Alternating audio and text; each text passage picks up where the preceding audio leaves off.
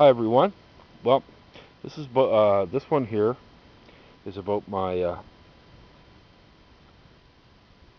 Uncle Hoke. Uh, Now the thing is that the name I'm about to read is not his name. It's his brother's name, his younger brother's name, James Albert Purcell. I really don't know what Hoke's name was. It was always referred to as Hoke, and the reason he has his younger brother's name is because in 19 I guess it was 1910 or 1911, they formed the Canadian Navy, and he went and joined. And after a couple of months, he deserted. They never found him, but when he decided he was going to uh, uh, fight for king and country, uh, he really couldn't join under his name because then they'd arrest him for being AWOL for 4 years, 3 or 4 years. So he joined under his younger brother's name. Anyway, he served. He joined in June 1915. Served to April 1919. Got an honorable discharge, which, when I read you some of this stuff, you'll be quite amazed. He got the British War Medal and the Victory Medal. And he was quite the character, to say none the least. Um, his in civilian life, what he did for a living in civilian life was he sold dogs, or he sold a dog to a whole bunch of people. He would train a dog. He would go around and sell this dog, wait for them to put the dog out, whistle, the dog would come to him, then he'd go sell it again. One story my mom told was this woman. She wanted a dog from him, and she said, "I don't want a bitch. I want a male." He said, "Yeah, I got one," but he didn't. He had a bitch. So what he did is he went and he got some gum, chewed it up, made a little penis, stuck it under the dog, matted it with the hair, said, "Look, see, there's his penis." And he sold it to her. And she eventually tried to kill him, but the woman did. But that's the kind of guy he was. He was a very interesting guy. He loved animals, and but anyway, he joined the Canadian Mounted Rifles, and from the get-go, he's in trouble. Uh, this is his basic record. This is in Valcartier. He goes AWOL 10 days. Uh, he joined in June, and that was in August. He goes AWOL. So. Then he goes AWOL again in September for 3 days. Uh, he went AWOL for 7 days. Then he got confined. He got fined 10 days pay for being AWOL.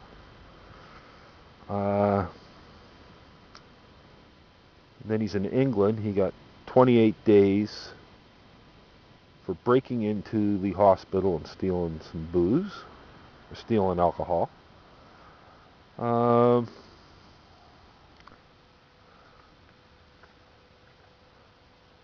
he got 28 days for that, field punishment. Sentenced to 7 days, number 2 field punishment. Sentenced to 7 days. I mean, this just goes on and on and on. And they bounced him from one regiment to the other.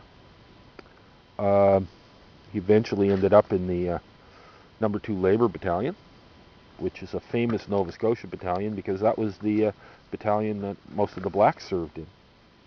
And he ended up there, which at the time was major. Well, as everybody knows, how blacks were treated in those days. That was like, that was just referred to as the N-word battalion. You know what I mean? And they put the screw ups with them, and they just, which wasn't fair to to class the blacks like that. But anyway, he was like you see, he was in trouble, but he actually did do some serious fighting. He was in no man's land, and and he was there in a shell hole. They had attacked, and it went bad, and the Germans counterattacked. And he's hiding in this shell hole, trying to keep from getting killed. And a German jumps in. So he got the drop on the German and disarmed him. And somehow they began to communicate. And the German communicated that he had a bottle of brandy. Well, Hoke, being a class drinker, he said, "That's good," right? And Hoke had fruitcake with him, or a chunk of fruitcake or whatever. So what they did is they ate fruitcake and drank brandy, and they stayed in the shell hole until dark. And then he said to the German, he said, "Go on, I'm going back to my lines, you go back to yours," and the two of them left.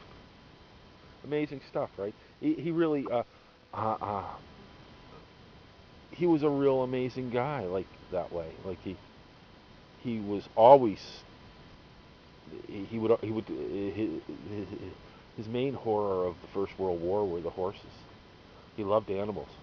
That's why he joined the Mounted Rifles. And when they got the Mounted Rifles to France, they took away their horses and just put them in the trenches as regular infantry. But when he did talk about the war, he would mention, the screaming horses, wounded horses, and they couldn't do anything for them. And he said it was just horrible. All right. He was shell shocked by the end. You couldn't go up behind him without making your presence known beforehand, because if not, he'd throttle you. He'd just turn around and grab you, put you down. I guess he suffered from post-traumatic stress in a major way.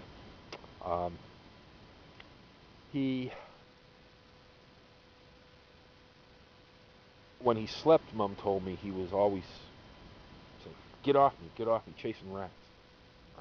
Right? God, he dreamt about the war a lot. After the war, he would disappear for months on end, just go live out in the woods, and then just show up one day. During the Second World War, when they were doing the Manhattan Project, he worked in the uranium mines in Ontario, and he died in 1946. I asked Mom about that, and she said, "Oh, he probably drank himself to death." But they were working in those uranium mines, and they really didn't know anything about uranium. And his younger brother was with him, the one who took his name, Bert, and he died about 2 years later. So I figure it was the uranium mines that killed him. But anyway, that was my Uncle Hoke. He was a character, always in trouble. That was just him, right? Every battalion, I'm going to tell you, every unit I ever served with, there was always somebody like that. Always in trouble. Always in defaulters. Always, always cleaning out. Well, I ended up cleaning out Johnny on the spot. So I got in trouble once, and they drove me, they put you on the back of a truck with a bunch of 45-gallon drums, and they had these plywood shit houses, right? 5-gallon buckets, and all around the camp, and that was my job for a week. Never got in trouble again. But there were some guys, they did that multiple times. Maybe they had a poop fetish. Anyway, till the next time.